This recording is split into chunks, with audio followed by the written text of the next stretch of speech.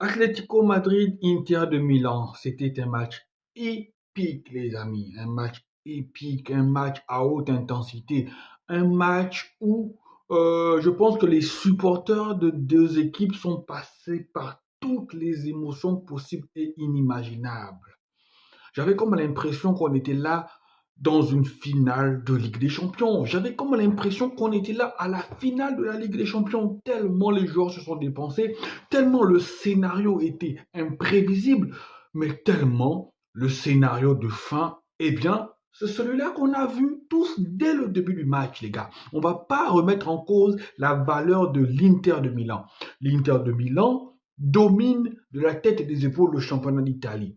L'Inter de Milan est l'une des équipes qui pratique un beau football durant cette saison 2023-2024. L'Inter de Milan, après sa victoire en Italie, aurait dû logiquement éliminer cette équipe de l'Atlético Madrid. Voilà, c'était ça le scénario. Je pense que pour tous les bookmakers, pour toutes les personnes, pour tous les consultants voilà, qui regardent le football, les gens se disaient, ok d'accord, c'est l'Inter, avec un système de jeu rodé, avec un système de jeu qui a fait ses preuves. Tout le monde se disait, ok c'est l'Inter, ça passe. L'Atlético Madrid n'avait pas les ressources pour se débarrasser de la montagne Inter de Milan. Mais c'est mal connaître le football. Le football est un jeu imprévisible et rien n'est écrit d'avance. Et là, pour moi, l'Atlético Madrid a joué contre nature. Je dis bien contre nature parce que Simeone, El Cholo, il a mis dans la tête de ces gars qu'ils n'avaient rien à perdre. Parce que quand vous commencez un match de football, voilà, vous avez été battu 1-0, donc vous êtes dans la posture d'éliminer. Vous n'avez rien à perdre. Et l'Atlético Madrid a pris ce match-là par le bon bout. Dès le début, des premières minutes, ils ont étouffé cette équipe de l'Inter de Milan. Et même si l'Inter de Milan a marqué contre le cours de jeu, eh bien, les joueurs de Simone ne se sont pas déboussolés. Les joueurs de Simone ne se sont pas laissés distraire. Les joueurs de Simone sont restés focus. Les joueurs de Simone sont restés fidèles au plan. Et ceux qui sont rentrés, tant ceux qui ont commencé le match que les joueurs qui sont rentrés, ils ont apporté énormément. Ils ont usé tant physiquement que mentalement cette équipe de l'Inter de Milan. Ils l'ont lessivé, ils l'ont essoré. Parce que quand vous passez près de 3/4 du temps à défendre et faire des courses à haute intensité pour construire des contre-attaques, eh bien, ça vous use aussi bien physiquement que mentalement. Et on a vu la déchéance mentale de joueurs de l'Inter de Milan pendant la séance de tir au but. Ça s'est vu que les joueurs venaient tirer, ils n'étaient pas en confiance. Du moins, tous ceux qui ont raté, tu sentais que si ça allait au tir au but, eh bien, ça allait tourner à l'avantage de l'Atlético Madrid. Déjà, dans le match, dans le temps réglementaire, ça aurait dû tourner à l'avantage de l'Atlético. Eh bien, ce soir, c'est juste simplement l'équipe qui avait le plus envie de se qualifier qui s'est qualifiée. Et là, je pense que l'Atlético Madrid a envoyé un message à l'Europe. Hein. Ce ne sera pas facile de jouer contre cette équipe-là.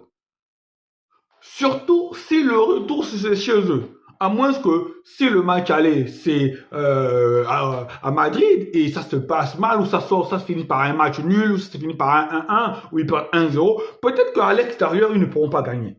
Mais si par malheur le match aller de cet Atlético Madrid là se passe à l'extérieur et que le retour se passe à Madrid, eh bien on va assister à cette configuration là. Je pense qu'après ce match là, aucune autre équipe ne rêve de tomber sur cet Atlético-là. Je ne dis pas qu'elle va écraser tout le monde sur son passage. Non. Mais je dis que l'état d'esprit dans cette équipe-là a fait montre ce soir. Si elle garde ce même état d'esprit-là dans tous ces matchs européens, eh bien, je vous jure qu'il y a beaucoup d'équipes aujourd'hui qui n'aimeraient pas tomber sur cet Atlético-là. Un PSG ne voudrait pas tomber sur cet Atlético-là parce qu'on a vu que le milieu du terrain, encore je dis, la faiblesse du PSG, c'est parfois, bon, son milieu déjà, il n'est pas vraiment le milieu le plus, je parle bien des plus grosses écuries d'Europe, le milieu du PSG est inférieur à beaucoup de grosses écuries d'Europe. Et sa défense n'est pas toujours une assurance tout risque.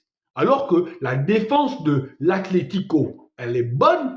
Son milieu de terrain, aujourd'hui, on l'a vu, a fait un gros travail avec un gros Raoul de Paul qui a fait un travail monumental. Donc, je dis, un PSG face à cet Atlético-là aura, même si elle arrive à passer, aura d'énormes difficultés. Un Barça, je sais pas où ça va, mais en fait, ces équipes-là, ça nous promet un Armageddon en quart de finale. Ça va être Armageddon. Parce que là, je vous jure que tout le monde peut se faire sortir.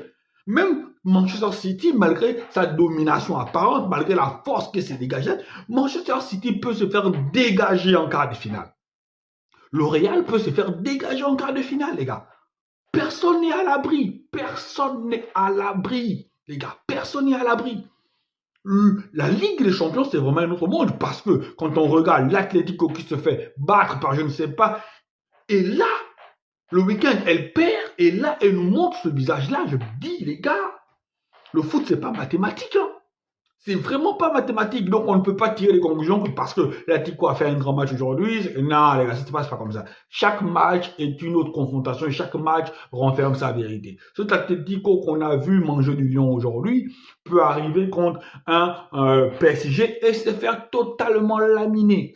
Le football, c'est quelque chose d'irrationnel. Ça dépend de l'état d'esprit dans lequel les joueurs se trouvent. Ça dépend de la forme du moment. Ça dépend de l'envie. Parce qu'aussi, quand deux super équipes, deux super puissances se rencontrent, le plus souvent, ça se joue à des détails. Et c'est celle qui a le plus envie de s'en sortir, de gagner le match, qui l'emporte. Allez les amis, on a passé une belle soirée de football ensemble. Alors, si vous avez aimé les quelques vidéos que je vous ai partagées, n'oubliez pas de me lâcher un petit cœur et de vous abonner. C'est un petit geste pour vous, mais nous, ça nous encourage à continuer de faire ce qu'on fait. Allez les gars, ciao ciao et bonne nuit à vous.